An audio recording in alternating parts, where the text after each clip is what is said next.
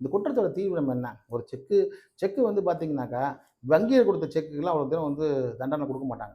ஏன்னு பொறுத்தீங்கன்னா வச்சுக்கங்க, வங்கி குடுக்குற செக்குன்றத பொறுத்தவரைக்கும், அவங்க அந்த கேஸே மெயின்டெயின் பண்ண மாட்டாங்க. எனக்கு தெரிஞ்சு எத்தனையோ வங்கிகள் செக்கு கேஸ் போடுது.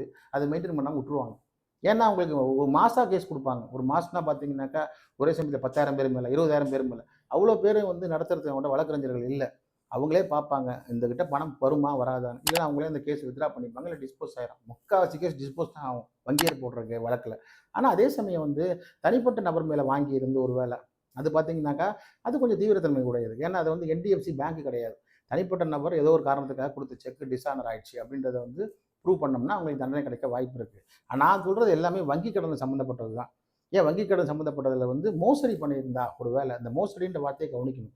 அதாவது ஒரு ஆவணத்துக்கு பதிலா வேற ஆவணத்த குடுத்து, அதன் மூலமா வந்து முறைகேடு, ஃபோர்ஜரி இந்த மாதிரி ஏதாவது பண்ணியிருந்தா மட்டும் தான், உங்களால பார்த்தீங்கன்னாக்கா, இந்த வ வழக்குல தண்டனை குடுக்கறதுக்கான வாய்ப்புகள் இருக்கு. உதாரணத்துக்கு நெறைய சில வழக்கெல்லாம் வந்திருக்கு. ஒரு வீட்டுக்கு 2 டாக்குமெண்ட் போடுறது. 2 டாக்குமெண்ட் போட்டு அதில வந்து பேங்க்ல அடமானம் வைக்கிறது.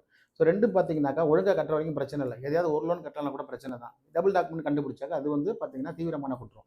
இது வந்து பார்த்தீங்கன்னா, நெறைய வந்து இங்க வழக்குகள் வந்து நடந்துட்டு இருக்குது. அதுவும் இந்த வழக்கு செஷன்ஸ் கோர்ட்ல தான் நடக்கும். அந்த மாரி வந்து முக்கியமான ஒரு வழக்கா இது கருதப்படுது. அதேபோல பார்த்தீங்கன்னா, அமௌண்ட் அதிகமா இருந்தா இது சிபிஐ நடத்தும் அந்த வழக்க.